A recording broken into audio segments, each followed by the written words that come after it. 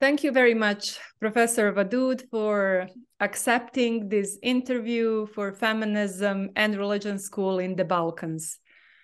At the beginning, I would like to say a few words about you. It'll take time to count all the achievements and contribution in the field of Islam and gender you have done, but I will briefly mention some of them, something from your biography. Professor Amina Wadud is a Professor Emeritus of Islamic Studies at Virginia Commonwealth University, but she currently lives in Indonesia and runs her own portal, The Lady Imam. She is the Lady Imam of our time. And I'm really honored to get to know you and to talk to you and learn from you. So Professor Wadud studied Islam from Malaysia to the United States at several universities and also taught at many universities around the world. While she studied in Malaysia, she edited her dissertation and later she published it in the book Qur'an and Woman, Rereading the Sacred Text from a Woman's Perspective, which is also translated in Bosnian language. Her activism started while she was in Malaysia, and together with 7 other women, she organized the first pro-faith, pro-feminist organization, Sister in Islam. And it inspired the network of Musawa, global movement for reform in Muslim personal status law. Her second book, Inside the Gender Jihad, Women's Reform in Islam, was published in 2006. And together with numerous articles, lectures, and teaching, is part of her rich intellectual legacy. Thank you, Professor Wadud, for this interview and opportunity for the students of Feminism and Religion School in the Balkans to learn from you. And now we are approaching to the question that is very controversial today. It's about women imams, and as the person who led the prayer for women and men, and who is the Lady Imam, and who is known for her teachings about it. And having in mind that the mainstream teachings of Islam doesn't allow mixed prayer, even some teachings doesn't allow women at all to lead the prayer for women. So what are the key arguments we can use for women imams to lead the prayer and to teach, to be authority in Islam? So this is something what many women today want to know, and they are also discussing whether women-only mosque are the solution, or gender-inclusive mosque, what we have now around Europe and US. So can you tell us more about it? Are there any theological and legal obstacles for women to be imams? So I have so many answers to this question, and I think I'll start with this one. Nowhere in the Quran does it say that men and only men can lead, and nowhere in the Quran does it prohibit women from leading, and nowhere in the Hadith does it say, sorry, I live where the mosquitoes come out at about this time, and I have an open design, so excuse me, I'm allergic to mosquitoes. But nowhere in the Hadith does the Prophet, upon him be peace, say that only men can lead prayer, and nowhere does the Prophet prohibit. As a matter of fact, we have a Sahih Hadith that discusses the Prophet assigning a woman to be imam in her territory, in her dar. And yet, this becomes a comprehensive understanding. And that again lets you know the power of interpretation, and also it lets you know how authority can even intervene. Because if the text is our primary source, then we should be able to call a text Instead, we sort of go roundabout and we take something similar, or we take, a rijalu qawwamuna at 434, and we make it into all kinds of things that don't make any sense at all. I mean, we can do this. So when you look strictly at textual sources, what you also find is that as the schools of legal thinking developed, the majority of them did not accept that a woman could be an imam, especially if she was imam over a mixed gender, but also, as you said, some of them even for just other women. So already they're reflecting a diversity. Well, they also, some of them did approve of women as imams, including imams of Salah, even if they restricted it to, say, only during the Tarawih, during the nights of Ramadan. So in any case, the literature that discusses it is not all one thing. There is a majority opinion, and that majority opinion, some people try to tell you, is the only opinion, but it's never been the only opinion. And because even in the classical period, there were disparities, there's no challenge in my mind to understanding what's going on today. And what's going on today is this. There is a clear objective in the Qur'an for all humans to develop their own excellence. And that excellence in the context of Islam and Muslims includes not just our spirituality, but the performance or the illocutionary expressions of those, of that excellence by way of worship. We have a very formal notion of ritual, and ritual is extremely important to not only the discipline of the being, but also to the relationship between that being and the Creator. So in developing that excellence, one of the things that's really clear is that there is no distinction on the basis of gender. There's no distinction on the basis of gender identity. These are all something that, again, the predominant foundational thinkers and writers about Islam were cis male persons, and they centered themselves. You look at the book Gender Morality that came out by Zahra Ayubi. One of my favorite books for 2021 was this, Gender Morality, because she does a gender analysis of the entire ethics, modality. And what they simply said is, yes, of course, women and men are equal, but men are better. That's basically what they said, because men have this capacity for developing this excellence. But as I just said, actually, there's no restriction in who develops the excellence. So for me, when I accepted to lead the prayer that became so, controversial, sort of went viral before there was viral, it was after I had been invited to give a khutbah in a mosque for Friday prayer in Cape Town 11 years previously. And it took me 10 years to return to it because I had to do both the research and the soul search. I had to understand, well, even if I think it might be appropriate, why do I think I should be the one to do it? And the reality is that if I express my deepest sincerity before Allah, it's usually when I'm alone.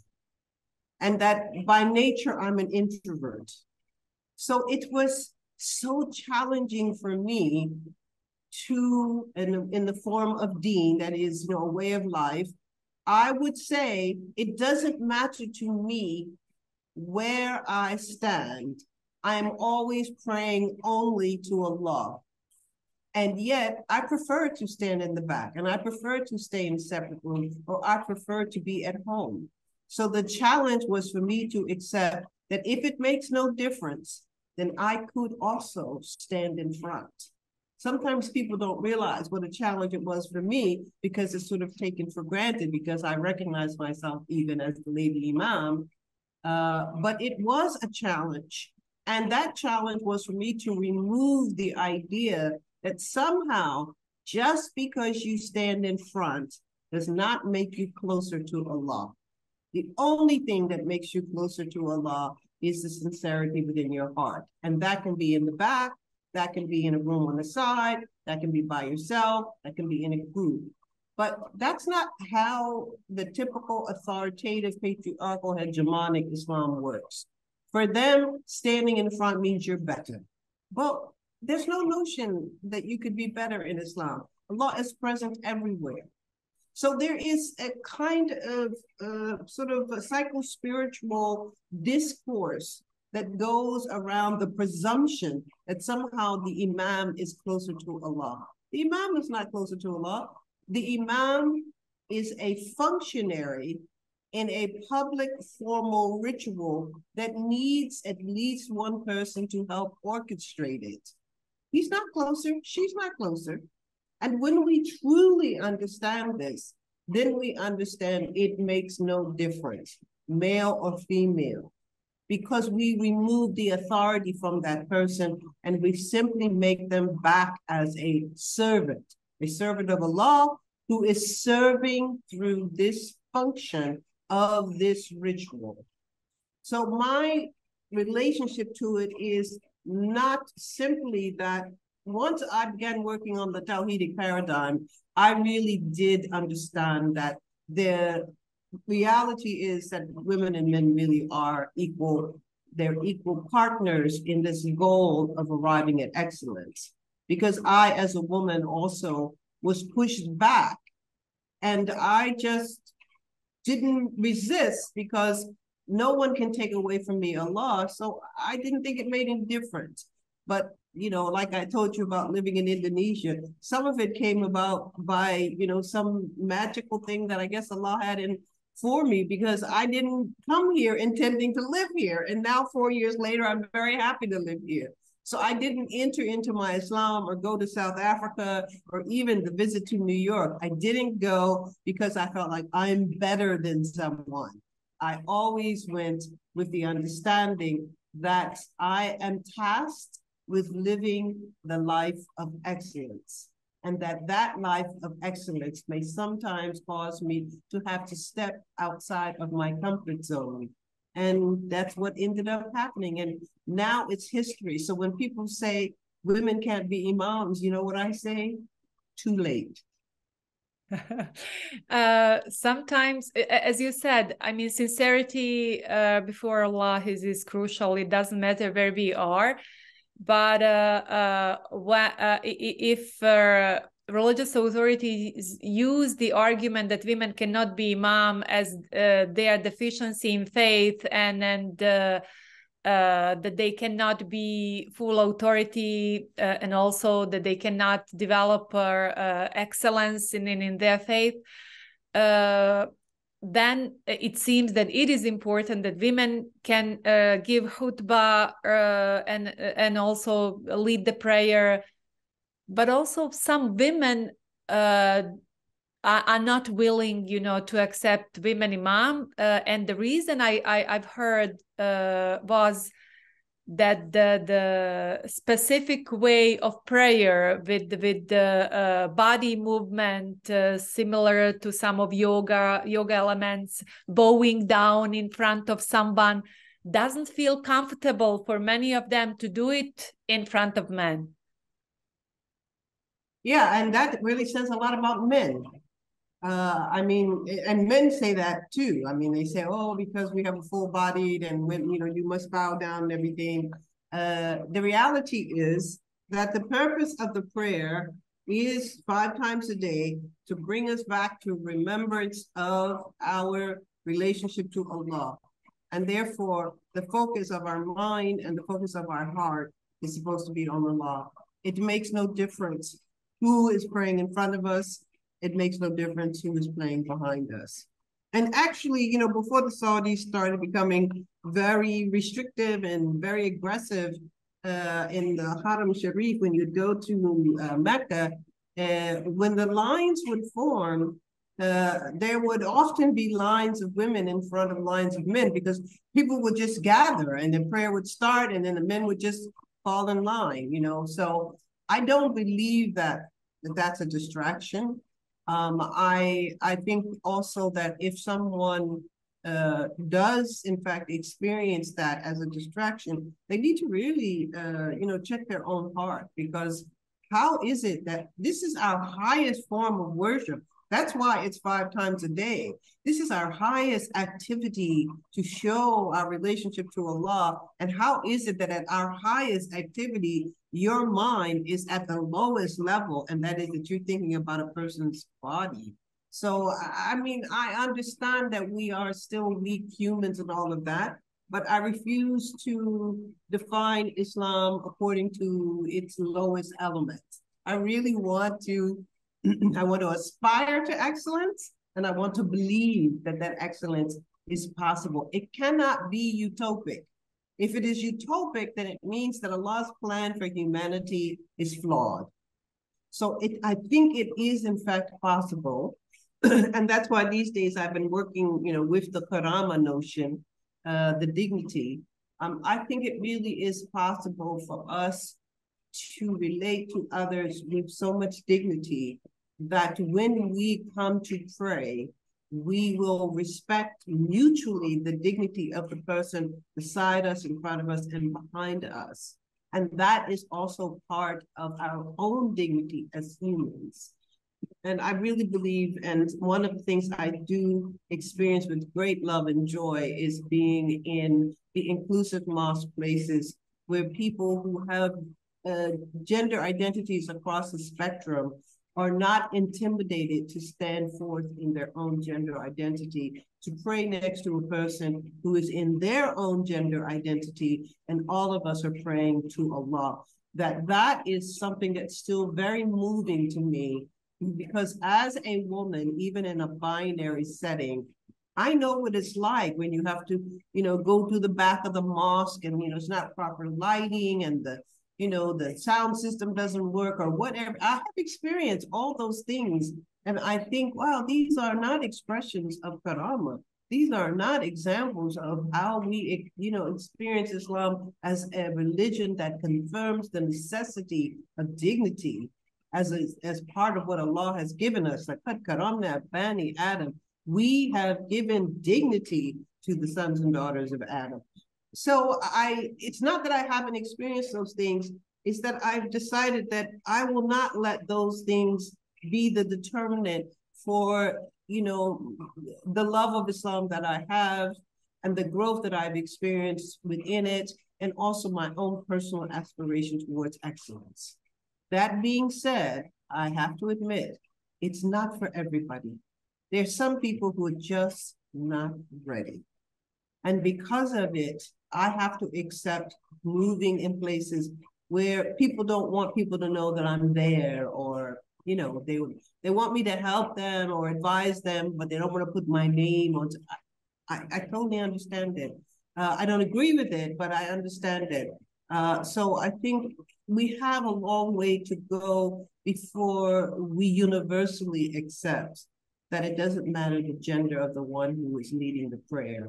But I am very hopeful that we will keep moving until we have a tsunami on that one as well.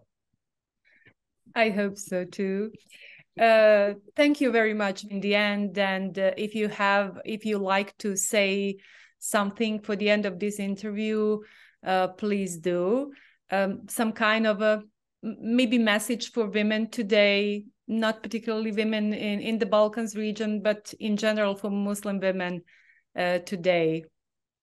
I actually have something very specific for the women in the Balkan regions, okay. And it is inspired by what is often popularized with the experience of Malcolm X or Al-Hajj Malik al-Shabazz when he went to perform the Hajj.